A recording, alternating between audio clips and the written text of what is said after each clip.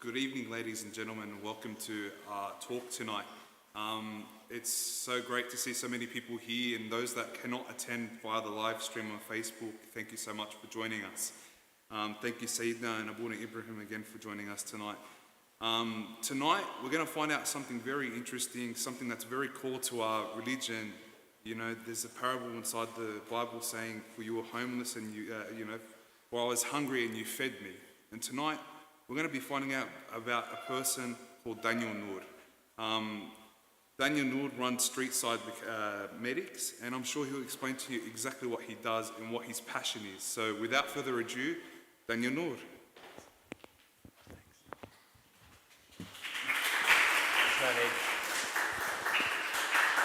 I'll just test the mic first. Is this working?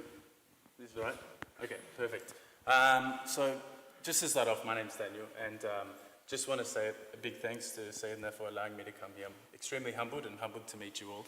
I have slides prepared, and usually I use them, but I thought today, just to try and connect with everyone, that I'll just speak about my journey, what brought me here, and what led to the starting of the organisation. And I'm happy to take any questions or anything else. So just as means of background, I'm a junior medical officer, so a junior doctor at the Royal North Shore Hospital, where I've been working since the start of this year. And street-side medics has been a passion of mine and something I've grown over the last year, but something that became really just a reality over 3 or 4 months ago. So I'll start off with how it first started. So I've been volunteering in Woolloomooloo in an organisation called COCOS, which is initiated by the Coptic Church, and providing food and clothes to homeless people there. And that's for 7 years. My professional aspirations is cardiology. And in pursuit of that, I went to London and I did some work experience at the Imperial College, just research. And I was living in an area called Waterloo. One night after a long shift of work, I walked out of the train station and there was a homeless man having a seizure. And as you do, I went and just performed my vitals, my ABCs, and an ambulance came and took him. But he was there every day after that. And so I got to know him a little bit better. And I got to know some of the homeless people that were living outside of the train station. And I asked, how long have you been having the seizures for? And it's been going on for months. And then I said, what have you done about it? Who have you seen about it? And he said, listen, the NHS, which is the hospital system, they barely care about you, let alone me. So there's no chance that I'm going to see a doctor. And I've been clean, I haven't used any drugs, I don't really have any medical conditions. I don't know why I'm getting seizures. And I struggled to sleep for a little while, thinking that this guy could have epilepsy that's undiagnosed, he could have a brain tumour, something's going on, and it's just not okay that he's unable to be seen. So I managed to follow through with that, and that was fine, but it just pondered in the back of my mind over and over again. And then I came back to Sydney, and I remember it was a Saturday morning, and I went out with my friends the night before. Went to dinner, had a great time, and spent a few $100s. Had a great time, as you do. The next morning I was driving to the city, and a homeless guy came up and asked if he could clean my windscreen. And I said, listen, I never have cash. So there's no point to clean my windscreen because I don't have any money. I usually pay by card. He goes, you know what, no, that's okay, I'll clean your windscreen anyway, it's filthy. And so he did. And then I remembered that my barber is a little bit dodgy and usually likes to take cash, right? And so I always keep $20 in my glove box, just in case I need to get a haircut. And so I beeped, and he came back, and I gave him the $20, and he cried. He cried, and it meant so much to him. And he was shocked by the fact that I would give him $20 just for cleaning my windscreen. And it meant nothing. It didn't mean much to me, especially on the night before I spent so much money on dinner. And I remember that for the rest of that day, I felt absolutely elated. I genuinely felt great. Because of a small act towards someone. So that was my first lesson. My first lesson is, a lot of us do different things in the pursuit of happiness, but for me, and it's something that I'll challenge everyone in here to, is doing something for someone without recognition, just to help them, is one of the biggest sources of joy for you. So then after that incident, I went home, and I have a background in clinical research in medicine, and so I did my research. I got on the internet, I got on PubMed, I did all my research, and I said, what's being done to fix this? What are the barriers limiting access to healthcare? Like, let's actually take this serious. What can we do about it?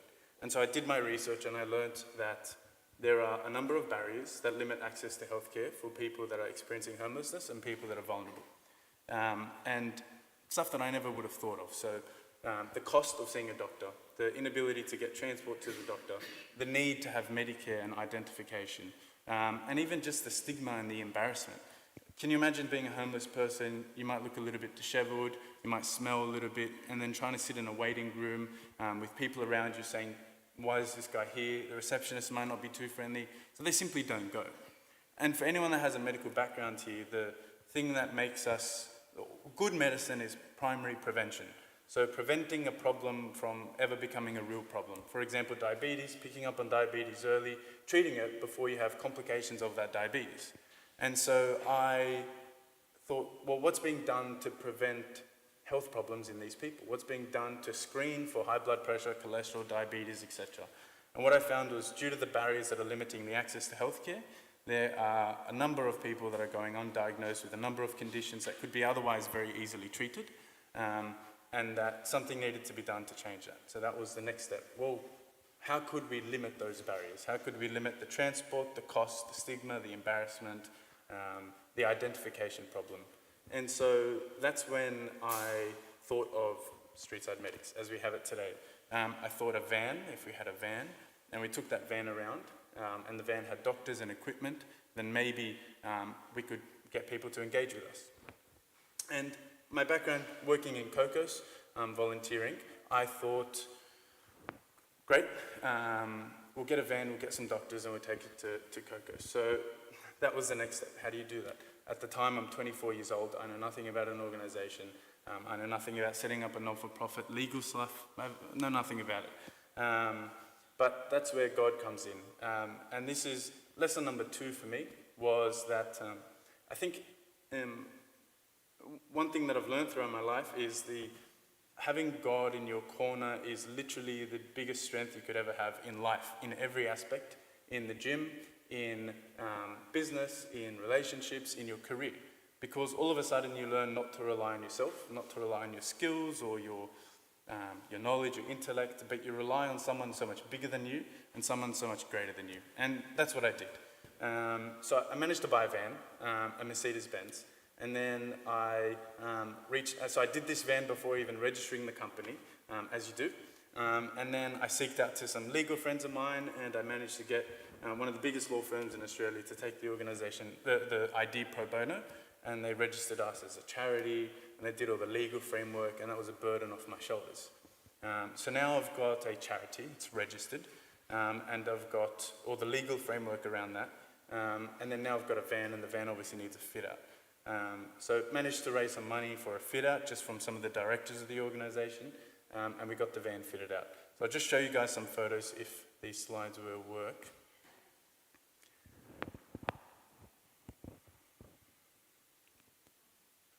So that was the logo design which I made, which is why it's so amateur. It's a little bit better now.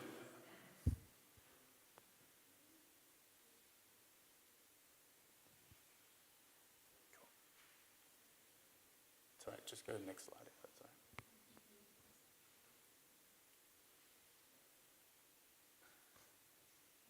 Beautiful. That's all right. You guys get an idea of it. I'll make sure that there's photos are sent to you guys. And I apologize for the van not being here today. It is actually in service, and I couldn't really get it out. That's the van to the left, and that's a photo of the right. So the van was completely fitted out with 2 separate areas. You have a nursing area where a patient would come in, they'd get all their vitals checked, they'd be put into the system, and then they'd be sent down to see a GP, and then the GP could continue the workup. I also managed to somehow convince a few corporations and companies to donate some products to us. So Philips gave us an ultrasound machine, Vital Signs machine, New South Wales Health gave us pathology services, and a few pharmaceutical companies gave us some money to go buy some equipment. So now in this van, we are genuinely actually better equipped than Royal North Shore Hospital. I wish I could take this van to work because it would improve my efficiency tenfold.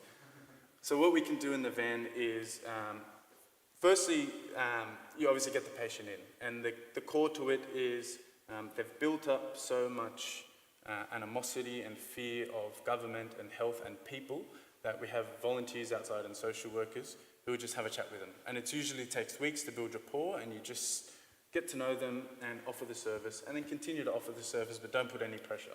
And then eventually they come into the van.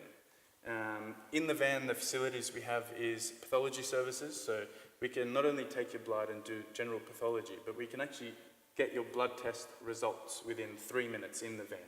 So we'll immediately get your blood test results. We can do vaccinations. We've got an ECG machine to check your heart. We've got an ultrasound machine. We've got spirometry machine. We can do minor surgical procedures. So if there's an abscess, we can drain it. If there's a lesion, we can incise it and suture it. And we can do care plans because we're GP-led. When it comes to the billing side of things, one of the biggest limitations were people either didn't have their Medicare card, or something that I learned, and I really never knew prior to this organisation, is that there's a huge number of people that are illegal refugees in Australia. I genuinely never knew that even existed here.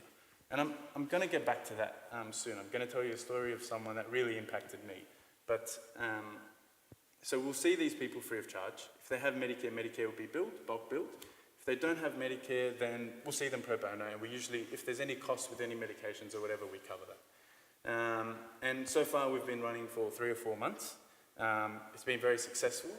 It's been quite intimidating at times, but we've seen roughly 200 people in one clinic in Woolloomooloo. That's on a Tuesday night. And we perform that service every single week. So we start there on a Tuesday, and we're there every single Tuesday at the same time. So we can provide continuity of care and continue to follow up on them. And then the GPs, obviously, we pick them to exemplify core characteristics that I'm sure many of us here have. And it's the Christian characteristics, the non-judgmental, the kind, the empathetic. And what I've learned is that I've even been victim to this. You walk by someone and you think, well, I mean, it's pretty easy to get a job, right? Just go work at McDonald's, go work at Woolies. You can get yourself out of the situation. But the one thing I've learned is how privileged we are. And it's genuinely beyond imagination. And I'll get back to that point soon.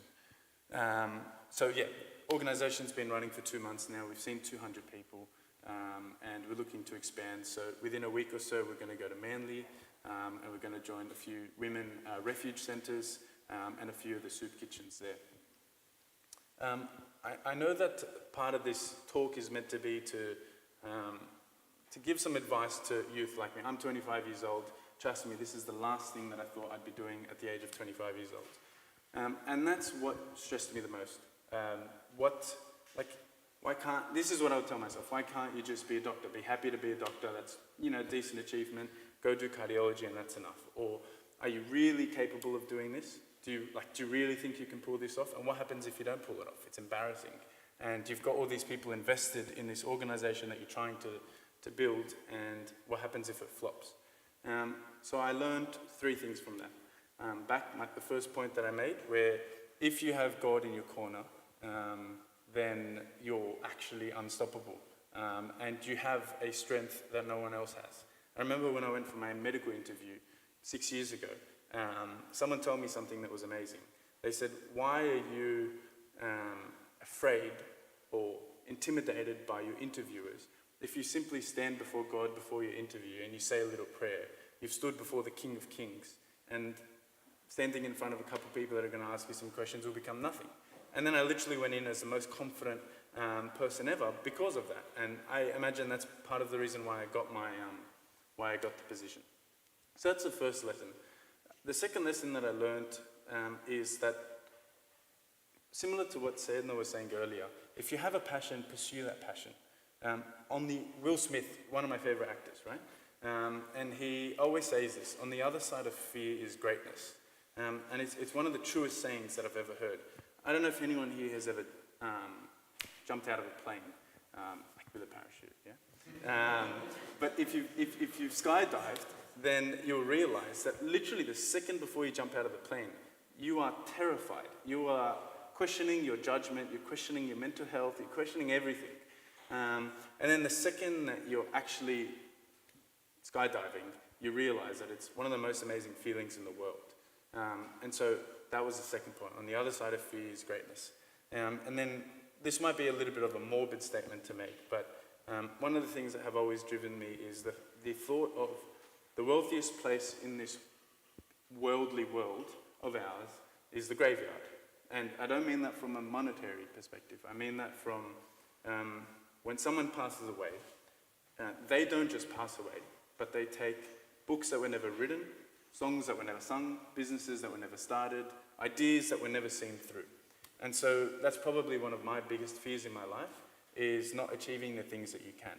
And I think that as Christians, God has given us passion, God has given us intellect, God has given us ideas for a reason, and that it's our responsibility to see that through and to trust in His divine nature and in His power to take us through that. That's essentially it from me. I imagine there might be some questions that are more than... Oh, there's some photos now? Oh yeah, cool. So, photo on the left, it's a little bit blurry, I apologize, is a nursing support station. So that's when they'll come in, they'll sit on the chair, take their blood, take their vitals.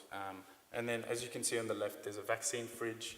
On top of that is a point of care testing. On the right is your bench, which has all your sterile equipment. On top, you have a little pharmacy. So if you want to start them with medications, antibiotics, blood pressure medication, cholesterol, then you can do that. And then you send them down. You have the bed on the left and the GP area on the right. Yeah, cool. And that's a bit more of the van. Same thing. So that's essentially it from me. But I would love to take some questions and see what you guys have to ask. Oh, yes. Thank you for bringing me back to that. Thank you. Yeah, holding me accountable, it's good. But that's a very good point. So there's this guy that I see every week, and he actually now volunteers, believe it or not. His name, we'll say, is Mike. Mike came, so I approached him, and I said, hey man, do you want to see a doctor? When was the last time you saw one? And he goes, no, I don't want to see a doctor. And I go, okay, fair enough. When was the last time you saw one? And he goes, 10, 12 years ago. And I'm like, okay, why is that? He goes, look, don't worry about it. I'm like, okay, well, if you want to see a doctor, you don't have to give us your Medicare card, and you don't have to give us your ID. Our only requirement is you give me a name and a date of birth, and one that you remember. It doesn't even have to be a real name. Call yourself whatever you want. Just give me a name. And he did. He goes, oh, really? I said, yep. He came into the van, and then I got to know his story a little bit. This guy's 23 years old, so he's 2 years younger than I am, and he is an illegal immigrant from Yemen. He moved here 8 years ago with his family, and then his entire family went back, but he stayed here. And he's been living in a parking lot in Newtown for the last 6 years. He relies on these food services for his food. Unfortunately, he needed to get a phone, so he stole one. Clothes he gets from the Salvation Army and those other charities. And with regards to work, sometimes he gets picked up just sitting on the side of the street, and someone will say, why don't you come do some labor and I'll give you some cash. This guy was the nicest, most genuine, charismatic, friendly guy who, when I said, man, that sounds so rough that you've gone through this and you're younger than me. He goes, oh, there's people in much worse situations than me. There are kids in Africa that are starving. The situation isn't that grim for me here. And I just want, especially the youth, to think about that. This is a 23-year-old boy, so much the same age as us, who's been fending for himself for the last 8 years, who's been living in a parking lot with clothes that's been donated with him, with unpredictable housing, with unpredictable clothes, far away from his family. And here he is, joyful as can be, glad to be in the situation that he's in, and willing to actually give his time to help our cause. So for me, that was a sense of a reality hit of how much we need to thank God, how much we need to thank our parents and this beautiful country that we live in, because we really are privileged. And so if I was to say, if I could ask you guys to take one thing out of this, it's two things. It's one, believe in God, and two, follow your passions. So if there's something that you think would Oh, actually, and I have one more story. But if there's something that you think that you can do that will help someone, do it. And don't be afraid of embarrassment, and don't be afraid of the repercussions of it. One of the catalysts for me starting this was my flight back from London.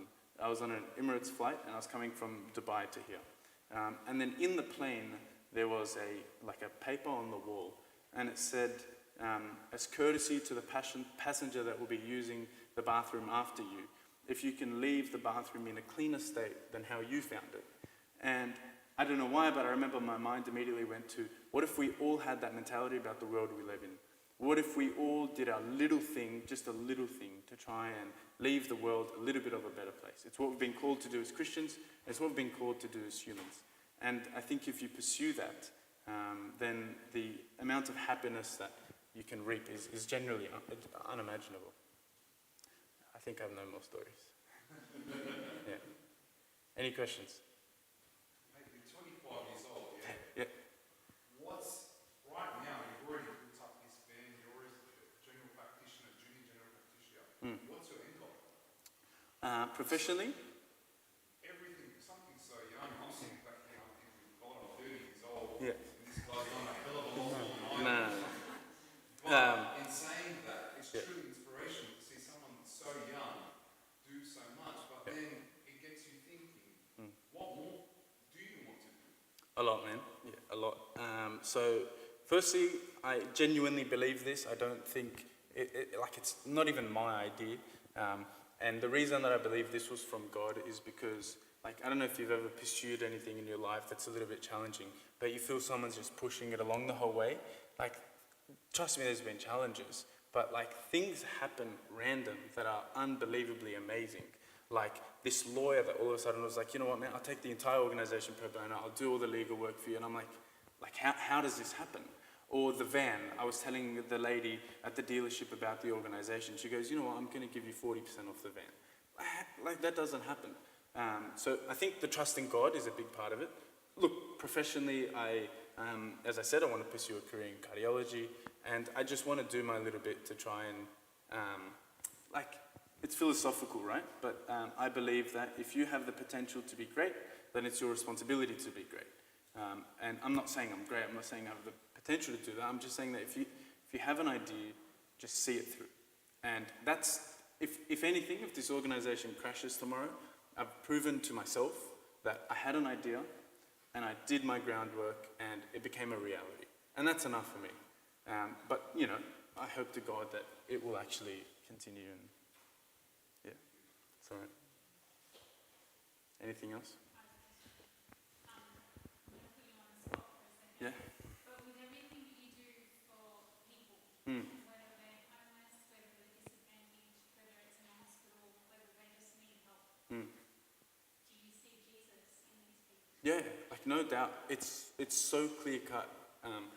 Just as an example, that boy that I mentioned earlier is in the roughest state. He's living in a car park.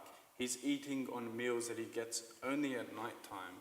And this is a gentleman that is willing to literally get on his knees and help people that are also vulnerable. There are homeless people that would clean the feet of other homeless people, just like God would clean the feet. It's mind-boggling. You see that. I remember once I went to the Philippines as a side story, and I felt sorry for them because they were really poor. And I remember thinking, God, I'm so lucky that I live in a country, and I live in a nice house, and I drive a nice car. And by the end of it, I envied them because they took so little to make them so happy. And that's what I've learned in these people. I think that they have a faith. Believe it or not, they all honestly mention God somehow. How's your day? Oh, thank God, it's been all right. Or, they mention it in the little things that you see how Jesus makes them. It gives them a sense of fulfillment in a chaotic world that they live in. So I think I see God in everything that they do. Any questions from the youth? Awfully quiet. Counting the years that I intimidated. Come on,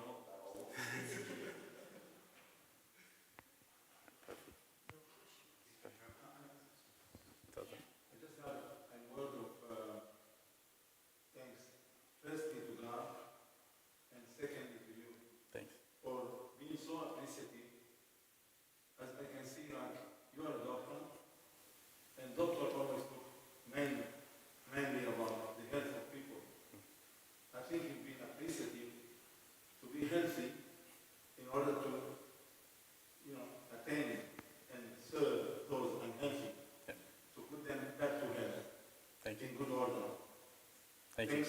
Thanks to God that has worked in your mind and your soul and your spirit to make you work physically also with your body and whatever you can. And He gifted it you, but this gift is really an investment to you to flourish Thank you. amongst those in need, as Jesus did on this earth. I think I have a word of thanks to you and firstly to God. And you should be always appreciating your health. I think when you are healthy, you are more than wealthy. Very Nobody true. can buy. Yeah, And definitely. that's why you are investing those things to do the good deed as Jesus did. Keep doing it, Thank you. and God bless you. Thanks. Thanks, everyone.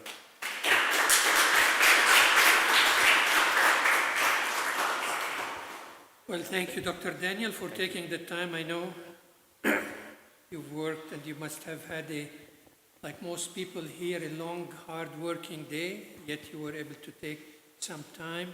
It was on a short notice, as you know, we discussed it. Hopefully the next time you'll be able to join us. You will have the van, or even better, if some of the young people here could join you, maybe they will talk to Matthew and will coordinate that, you know, because we have to remember that this event, this coming together, is due to the efforts of the Melkite and the Welfare Association that we thank. I do hope you know a little bit more about what the Melkite are.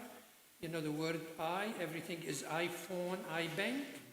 So there is Melkite. The only difference is that in the rest, all these I words, you have the letter I and then let's suppose phone, iPod. Melkite is I, a cross, and Melkite. So we become Melkite thanks to God. So God is always the center and His cross. So thank you once again. And as Daniel shared with us, no doubt he was not able to do that if his parents were not next to him. And he has lovely parents that I'm proud to call friends. And by his passion, once you have a passion and God together, then you can fly really beyond the sky. So thank you once again.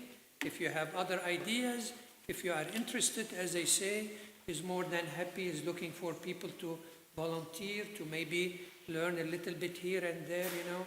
If you need some hope or help, just send him a text message. He will get back to you, giving you like hope and a prayer. God bless you all. Drive safely, and hopefully you will join our Melkite, all right? And no doubt there is always a gift. So Daniel, as a token of our appreciation from Saidna, Abuna, the parishioners here of New South Wales, on our Melkite and welfare, we'd like to give you a little gift, a little thank you for staying back, inspiring us to do better at such a young age. So there's a little gift of iconography, and hopefully you can put it inside your car, and it keeps inspiring you. He will put it in the van so that everybody will remember the Melkite. No, God is there. Thank you once again. God bless you all, and as I said, I'm sure you all have passions. Work on them, pray upon them, and God willing, next time we meet, one of you can come here and be telling us also such a lovely and attaching story. Good night, all be safe. I just have one announcement. All right. Thank you for all coming tonight. These discussions are going to become regular, hopefully, God willing. Our next discussion is already booked, and it's going to be on the 28th of November. We have some friendly faces that you may already know of who will be presenting. Not me. And there'll be some more notices coming out soon, so please keep an eye out on social media for more information about our next discussion. And we would love to have you all back, and more of you every Wednesday night for our youth mass. Thank you for joining us.